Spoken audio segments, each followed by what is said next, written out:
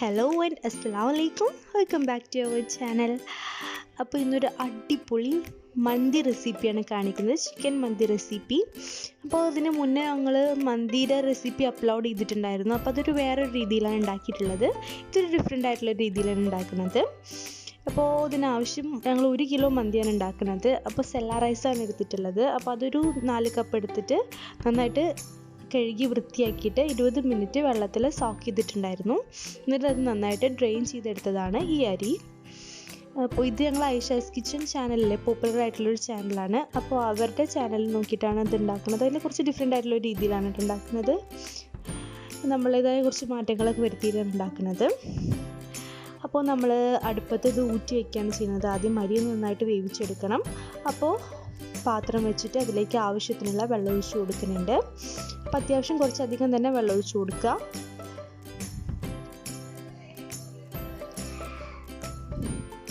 ഇനി ഇതിലേക്ക് വേണ്ടത് ഓയിലാണ്. ഒരു 3 ടേബിൾ സ്പൂണോളം ഓയിൽ ഒഴിച്ച് കൊടുക്കുന്നുണ്ട്. കരി നന്നായിട്ട് വിട്ട് കിട്ടാൻ വേണ്ടിയിട്ടാണ് ഇങ്ങനെ ചെയ്യുന്നത്. അപ്പോൾ ഓയിൽ ഒഴിച്ച് കൊടുക്കാം.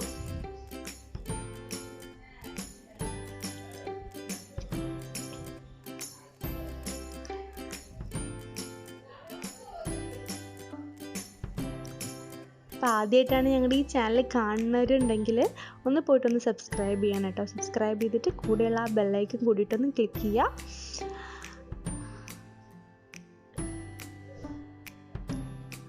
ഇതിലേക്ക് ഈ ആവശ്യത്തിനുള്ള ഉപ്പ് കൂടി ചേർത്ത് കൊടുക്കുന്നുണ്ട്, അല്ലാതെ വേറൊരു മസാലകളും നമ്മൾ ചേർത്ത് കൊടുക്കണില്ല.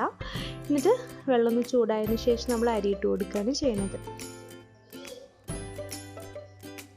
നമ്മൾ അടുപ്പത്ത് വെച്ച കാരണം ആ ഒരു ട്രഡീഷണൽ ടച്ചൊക്കെ നമ്മുടെ കുഴിമന്തിക്ക് ഉണ്ടാവും.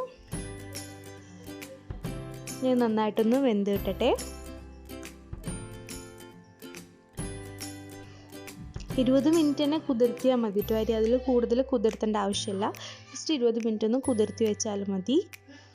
ഇനി ഈ അരി വേവുന്ന സമയം കൊണ്ട് നമുക്ക് ചിക്കൻ ഒന്ന് ഉണ്ടാക്കിയെടുക്കാം. അപ്പോൾ ചിക്കൻ നന്നായിട്ട് കഴുകി വൃത്തിയാക്കിയിട്ട് നമ്മൾ വിനാഗിരിയിൽ ഒന്നിട്ട് വെച്ച് കഴുകിയിട്ടുണ്ടായിരുന്നു കേട്ടോ. അപ്പോൾ നമ്മുടെ ചിക്കൻ നന്നായി സോഫ്റ്റായിട്ട് കിട്ടും. അതിനാണ് വിനാഗിരിയിൽ ഇട്ടിട്ടൊന്ന് കഴുകുന്നത്. എന്നിട്ട് നമ്മൾ അതിലത്തെ വെള്ളം ഒക്കെ നന്നായിട്ടൊരു ടിഷ്യൂ വെച്ചിട്ടൊന്ന് തുടച്ചെടുക്കുന്നുണ്ട്. ഒട്ടും വെള്ളമില്ലാതെ നമുക്ക് കിട്ടണം. അപ്പോൾ നന്നായിട്ട് അതൊന്ന് ടിഷ്യൂ വെച്ചിട്ടൊന്ന് തുടച്ചെടുക്കുക.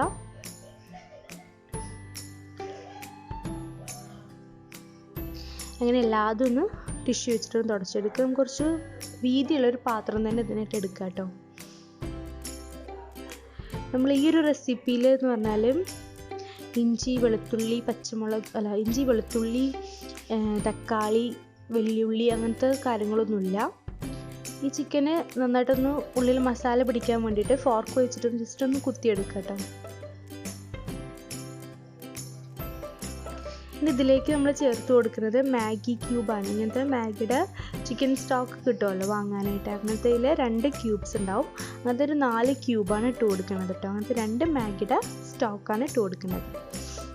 അപ്പോൾ 4 ക്യൂബ് ഇട്ട് കൊടുത്തിട്ടുണ്ട്. അപ്പോൾ നിങ്ങൾക്ക് കൂടുതൽ ആവശ്യമുണ്ടെങ്കിൽ ഒരു ക്യൂബും കൂടി ചേർത്ത് കൊടുക്കട്ടെ. 5 ക്യൂബായാലും കുഴപ്പമൊന്നുമില്ല. പിന്നെ ഒരു 2 പച്ചമുളക് കൂടി ചേർത്ത് കൊടുക്കുക. പച്ചമുളകൊക്കെ ഓരോരുത്തരുടെ ഇഷ്ടത്തിനനുസരിച്ച് ചേർത്ത് കൊടുക്കുക കേട്ടോ. അപ്പോൾ പച്ചമുളക് എരിവ് കൂടുതൽ വേണ്ടവർക്ക് ഒരു 4 പച്ചമുളക് വരെ ഇട്ട് കൊടുക്കുക. ഞങ്ങൾക്ക് ഇവിടെ എരിവ് കുറച്ച് കുറവായിരുന്നു. അപ്പോൾ നിങ്ങൾക്കൊരു 4 പച്ചമുളക് 3 പച്ചമുളക് ഇട്ട് കൊടുക്കുക കേട്ടോ.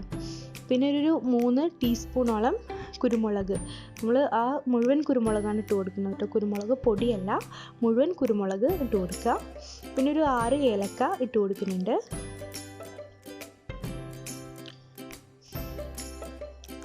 ഇനി നമുക്ക് റെസ്റ്റോറൻറ്റ് സ്റ്റൈലിലുള്ള അതേ മന്തി കിട്ടാൻ വേണ്ടിയിട്ട്, അതൊരു മന്തിയുടെ കാണാനുള്ള രസത്തിന് വേണ്ടി മാത്രമാണ് ഈ പെർമിറ്റഡ് ഫുഡ് കളർ ചേർക്കുന്നത്.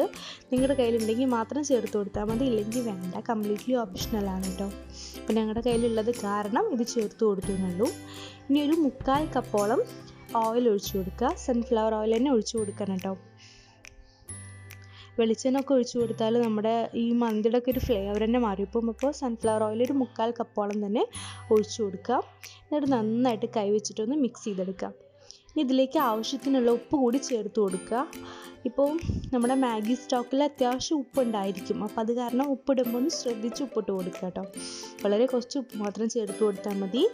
ഇനി നന്നായിട്ട് നമ്മുടെ ചിക്കനിലോട്ട് മസാല ഒക്കെ ചേർത്ത് മിക്സ് ചെയ്ത് പിടിപ്പിച്ചിട്ട് അങ്ങനെ നമുക്ക് ഫ്രൈ ചെയ്യാനായിട്ട് വെക്കാം.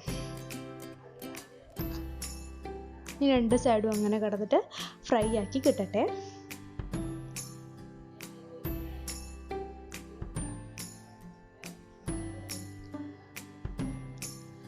ഈ സമയം കൊണ്ട് നമുക്ക് നമ്മുടെ ചിക്കൻ ഇവിടെ അരി ഇവിടെ വെന്ത് വന്നിട്ടുണ്ട്. അപ്പോൾ അരി ഒന്ന് വാരാൻ വയ്ക്കാം. അരി ഒരു 90% കുക്കായാൽ മതി കേട്ടോ. കാരണം നമ്മളിത് ദം ചെയ്യുന്നുണ്ട്. അപ്പോൾ അത്ര ഒന്നും നല്ലോണം അങ്ങോട്ട് വെന്ത് അളിയേണ്ട ആവശ്യമില്ല. ജസ്റ്റ് ഒരു 90%ഓളം കുക്കായി കിട്ടിയാൽ മതിയാവും. നമുക്കിതൊരു പാത്രത്തിലോട്ട് ഡ്രെയിൻ ചെയ്ത് വയ്ക്കാം. നല്ല അടിപൊളിയായിട്ട് തന്നെ കിട്ടിയിട്ടുണ്ട്.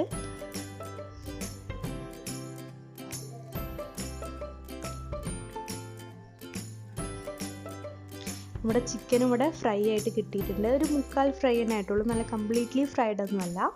പിന്നെ ഇതിലേക്ക് ഈ ഓയിലുണ്ടല്ലോ, ഇതിലൊക്കെ അത്യാവശ്യം ഓയിലുണ്ട്. കുറച്ച് ഓയിൽ മാറ്റി വെച്ച് കൊടുക്കാം. ഒരു 4 ഇങ്ങനത്തെ ഒരു സ്പൂണിൽ 4 സ്പൂണോളം നമ്മൾ ഓയിൽ മാറ്റി വെച്ച് കൊടുക്കുന്നുണ്ട്.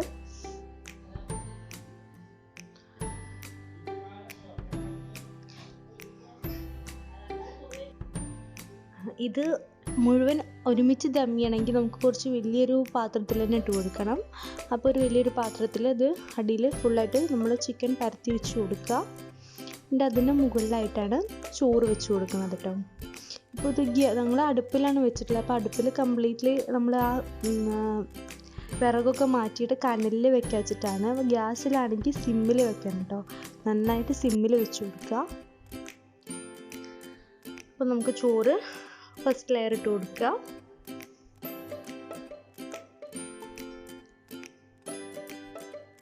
എന്നിട്ട് നമ്മൾ ആ മാറ്റി വെച്ചിട്ടുണ്ടായിരുന്ന ആ ഓയിലുണ്ടല്ലോ, നമ്മൾ ചിക്കൻ ഫ്രൈ ചെയ്ത ഓയിൽ, അതും ഒഴിച്ചു കൊടുക്കുക.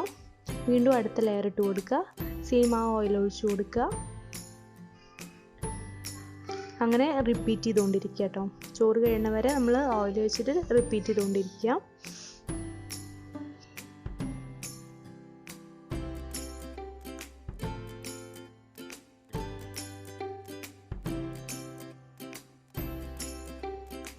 ഇത് കുറച്ച് പാലിൽ മഞ്ഞൾപ്പൊടി കലക്കി വെച്ചതായിരുന്നു, അതുകൂടി ഒഴിച്ചു കൊടുക്കുന്നുണ്ട്. ഒരു 1/2 ടീസ്പൂൺ മഞ്ഞൾപ്പൊടി കുറച്ച് 2 സ്പൂൺ പാലിൽ ചേർത്ത് കൊടുത്തതാണ്. അപ്പോൾ അതുകൂടി ഒഴിച്ചു കൊടുക്കുക.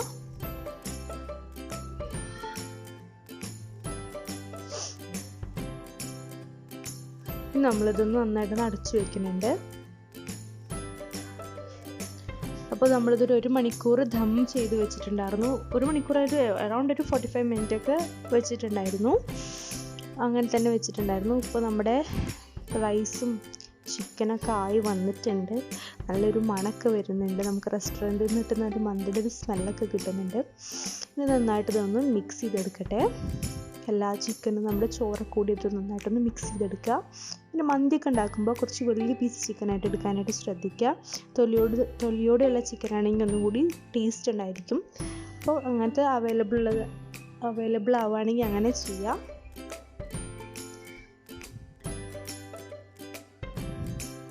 നന്നായിട്ടൊന്ന് മിക്സ് ചെയ്തെടുക്കാം.